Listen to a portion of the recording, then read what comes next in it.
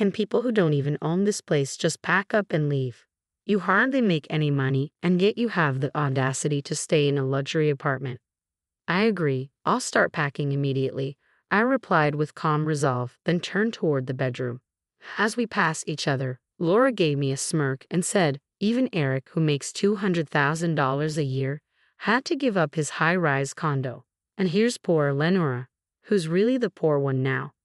I muttered a response under my breath, but Laura's scoff cut me off.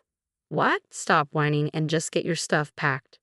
With her words echoing in my ears, I silently gathered my belongings. I then placed a suitcase full of their things in front of Eric.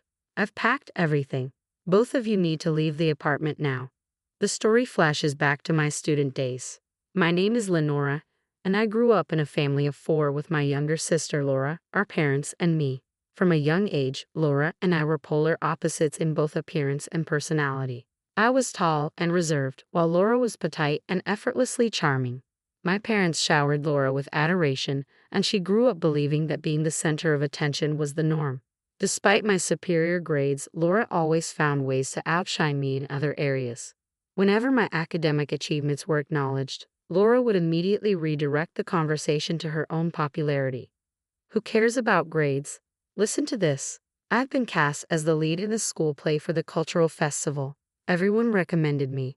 My parents' eyes lit up with interest. Wow, that's fantastic. Way to go, Laura. You've always been so loved by everyone. Good communication skills are more important than studying these days, don't you think? Lenora, do you even have friends? You're always buried in books, even in middle school.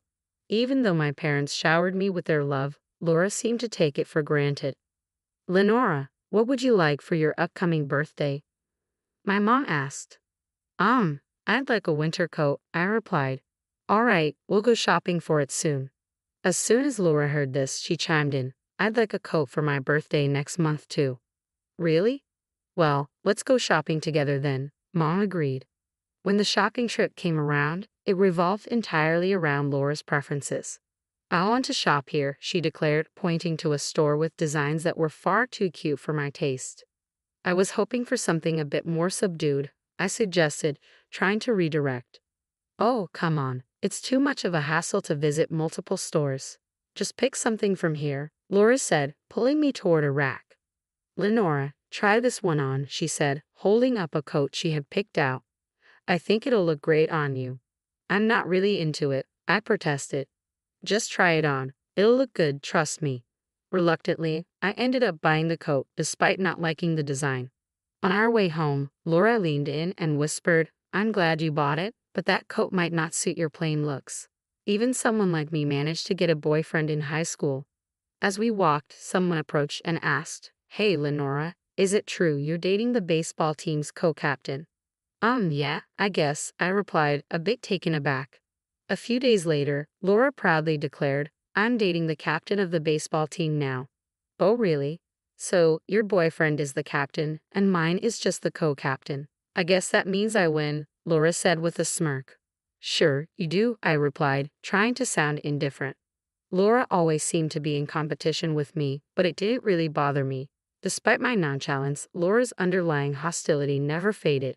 After I graduated from college and started working at an IT firm, Laura landed a receptionist position at a prestigious company. 2 years later, she boasted, my company is far more renowned than yours, Lenora. Even the recruiters recognize it. I'll have my pick of highly educated, high-earning men. I'm planning to marry rich and quit working. Laura spoke with an air of triumph, as if her main goal was not just to work but to secure a wealthy husband. At her company, Laura dated various men both within and outside of work, eagerly updating me on each new relationship. Don't you have a boyfriend, Lenora? She would often ask, seemingly intrigued by my lack of romantic news. I find my job fascinating right now, so I'm not too worried about having a boyfriend, I replied. Laura laughed sarcastically.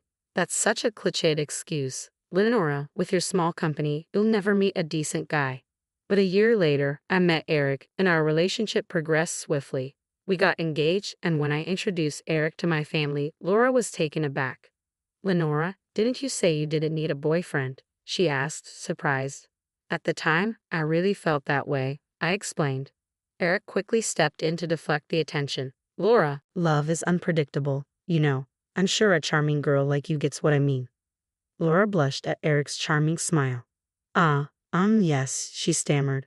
Then she leaned in to whisper to me, Lenora, where did you find such a handsome guy? Is he from your company? No, we don't work at the same place, I replied. I figured. There's no way someone like him would come from your company. Is he from a big name firm? His charm makes me think he's connected to some global enterprise.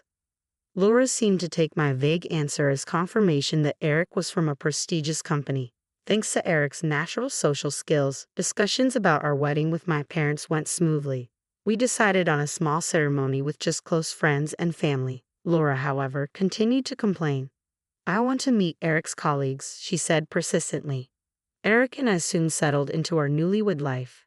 After moving in, we invited my parents and Laura over to our new home. Laura was visibly stunned. No way, this is your new place? This isn't just an upscale apartment in Boston. How much does he earn? Laura asked eagerly. Does he make around $500,000 a year? Come on, tell me. No, it's not that much. So, $400,000. Finally, you got it. It's $200,000. Ah, I see. Well, that makes sense, Laura said, trying to mask her surprise. After prying Eric's salary out of me, Laura muttered to herself, handsome, eloquent, and high-earning. Laura gets everything. Then she declared a competition of sorts. I'm going to find someone who's more handsome and earns more than Eric. Just wait and see. Determined, Laura threw herself into the search for a marriage partner, frequently attending matchmaking events. A few months later, she began visiting us often, sometimes even dropping by when I was at work. Hey Eric, did Laura stop by again today? How long was she here? I asked. I don't remember exactly, Eric replied. After a brief chat, Laura left soon after. Thanks for always being there for my family, I said. Eric smiled reassuringly. What are you talking about? Your family is my family, Lenora. His words comforted me, and I stopped worrying about Laura's frequent visits. But one day, when I came home from work, I found Eric and Laura sitting together in the living room, waiting for me. Laura, you're here again. What's going on with you two? Eric's expression was serious. Lenora, we need to talk. Please have a seat. Talk about what? I want to break up. What? What are you saying? I want to divorce you and marry Laura. Are you serious? I have a child with Laura, I said, stunned. What? Laura interjected with a smirk. Sorry, Lenora. I'm in love with Eric. We want to be a happy family with our child, so we need you to step aside.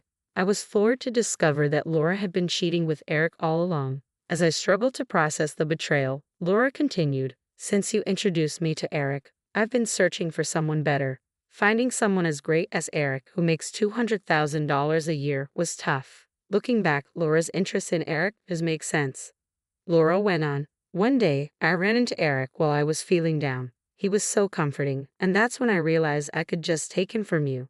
That's incredibly selfish, I said, my anger rising. Laura didn't seem to notice, so I added, If you step aside, it'll show that I'm better than you.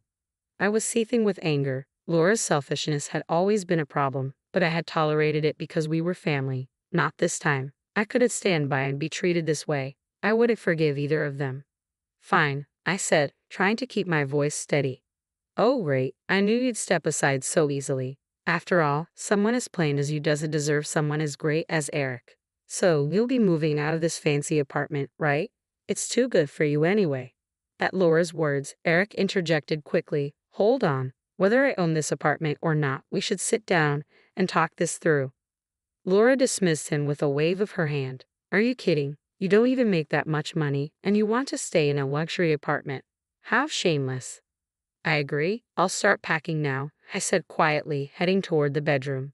As I passed by, Laura laughed and said, Poor Lenora, having to give up a $200,000 a year guy like Eric in a fancy high-rise apartment. Who's the real loser here? I muttered under my breath at her comment. Laura scoffed, Excuses, excuses. Just get your stuff packed. With Laura's voice fading into the background, I silently packed up my belongings. I placed all the packed items in front of Eric. Here, all of your stuff is packed. Now you both need to leave this apartment.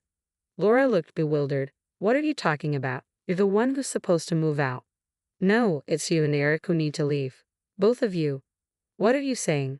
Laura asked, confused. You were the one who said it's shameless to stay in a luxury apartment without making much money, I said.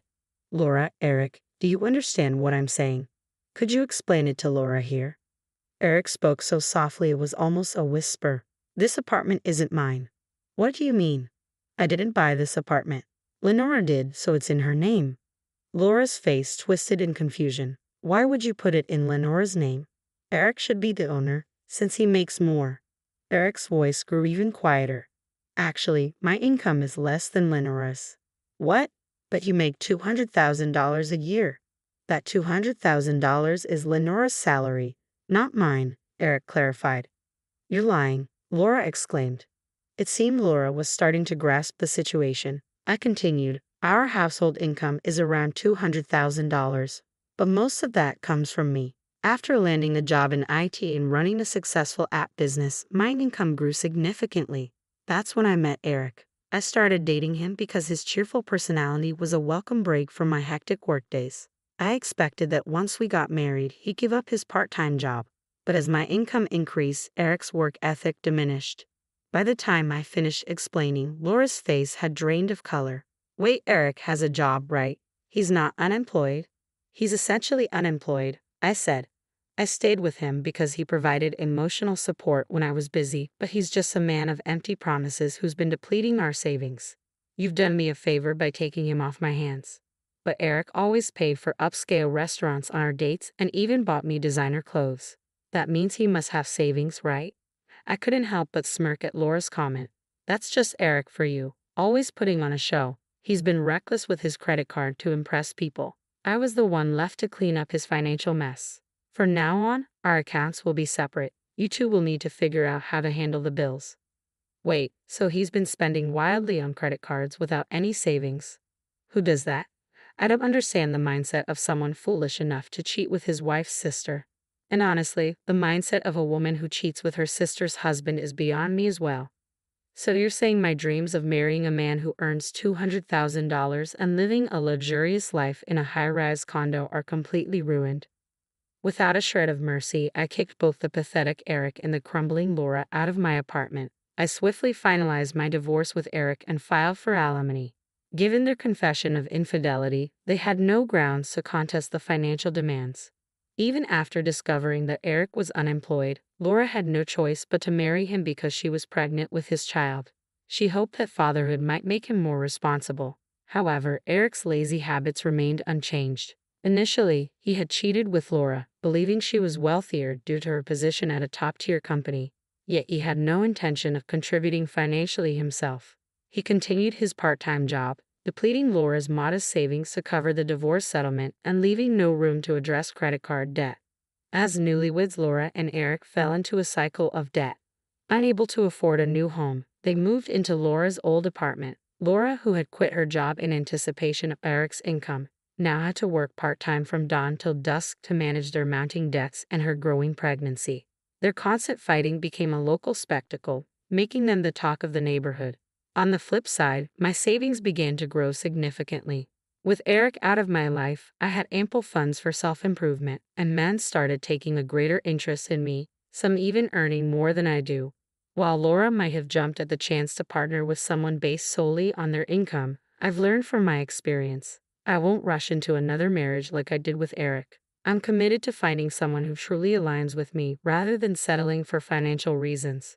For now, I'm focused on my work and dedicated to